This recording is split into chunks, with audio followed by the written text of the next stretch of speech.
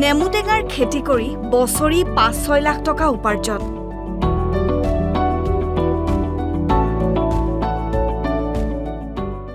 এইখিনি কি নেমু খেতি কৰি ৫-৬ লাখ টকা ইনকাম কৰিব পাৰি। এইখিনি বৰ্তমান হৈছে ইনকাম। চাকৰিৰ পিছত নদৌৰি কটাইছে স্বাধীন জীৱন।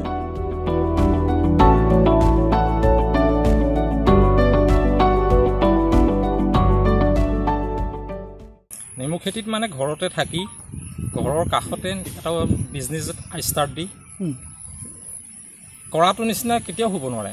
ইয়াৰ পৰা বাহিৰত গৈ ২০,০০০, ৩০,০০০, ৪০,০০০, ৫০,০০০ টকা দৰমহা পালে দুভাগ নহয় জানো?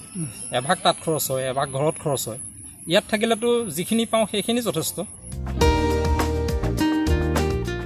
অসমৰ জাতীয় ফল নেমু টেঙাৰ খেতি কৰি স্বনিৰ্ভৰশীল হৈ উঠিছে চামগুৰিৰ ব্ৰহ্মচাৰী সত্ৰৰ হীৰেন কলিতা। উচ্চ শিক্ষিত হীৰেনে প্ৰথমে ৪০ জোপা কাজি নেমু ৰোপণ কৰিছিল আৰু এতিয়া ১৩ বিঘা মাটিত নেমু খেতি কৰে হীৰেনে। চাকৰিৰ পিছত নদৌৰি বিগত ৩৫ বছৰে নেমু খেতিৰ সৈতে জড়িত হৈ আছে হীৰেন কলিতা। বছৰি প্ৰায় ৫-৬ লাখ টকা উপাৰ্জন কৰা হীৰেন কলিতাই ক'লে কাজি নেমু খেতি কৰাৰ আঁৰৰ কথা। প্ৰথমে মই ৪০ জোপা নেমুৰে আৰম্ভ কৰিছিলোঁ। ৪০ জোপাৰ পৰা লাহে লাহে আহি এইখিনি পাইছেগৈ আৰু। এতিয়া কেইবিঘা মাটি আছে নেমু? এতিয়া বৰ্তমান ১৩ বিঘা আছে। ১৩ বিঘা। আপুনি কোনটো প্ৰজাতিৰ খেতি নেমু খেতি? আমাৰ লোকেল যিটো কাজি নেমু সেইটোৱে খেতি কৰোঁ মূলতে। নেমু খেতিত মানে ঘৰতে থাকি ঘৰৰ কাষতে এটা বিজনেছ ষ্টাৰ্ট দি কৰাটো নিচিনা কেতিয়াও হ'ব নোৱাৰে। ইয়াৰ পৰা বাহিৰত গৈ ২০,০০০, ৩০,০০০, ৪০,০০০, ৫০,০০০ টকা দৰমহা পালে দুভাগ নহয় জানো? এভাগ তাত খৰচ হয়, এভাগ ঘৰত খৰচ হয়। ইয়াত থাকিলেতো যিখিনি পাওঁ সেইখিনি যথেষ্ট। আৰু এতিয়া লগে লগে মই ল'ৰাকো শিকাই যাব পাৰিছোঁ কামখিনিৰ বিষয়ে।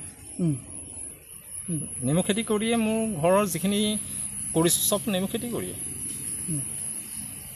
চাকৰি কৰিলেও তাৰ লগে লগে অন্য খেতি বাতিও কৰিব পাৰি।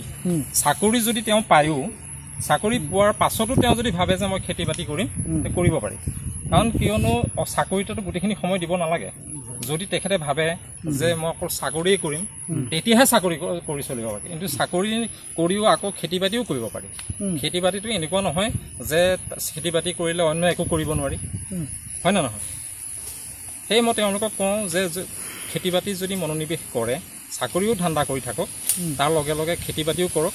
যেতিয়া চাকৰি যদি নহয় তেতিয়া অন্ততঃ খেতি বাতিয়ে তেখেতক ইষ্টাব্লিছ কৰিব পাৰিব। যদি অকল চাকৰি বাকৰি ধান্দা কৰে তেন্তে হ'লে ভৱিষ্যত অন্ধকাৰ হোৱাটোৱে স্বাভাৱিক। যিহেতুকে নেমুটো জাতীয় ফল হিচাপে অভিহিত হৈছে, গতিকে এতিয়া আমি লাহে লাহে আমিও গৌৰৱান্বিত হৈছোঁ। কাৰণ আমি এটা জাতীয় ফলৰ এজন খেতিয়ক। গতিকে আমিও চাগে ভৱিষ্যতে ইয়াৰ পৰা নিশ্চয় সুবিধা পাম।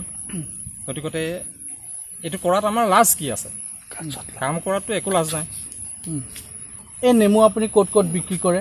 কিমান দূৰলৈকে যায়? মূলতে মই বিক্ৰী কৰোঁ, মোৰ ইয়াৰ পৰাতো বেপাৰীয়ে লৈ যায়, লংকা হোজাই এনেকৈও লৈ যায়।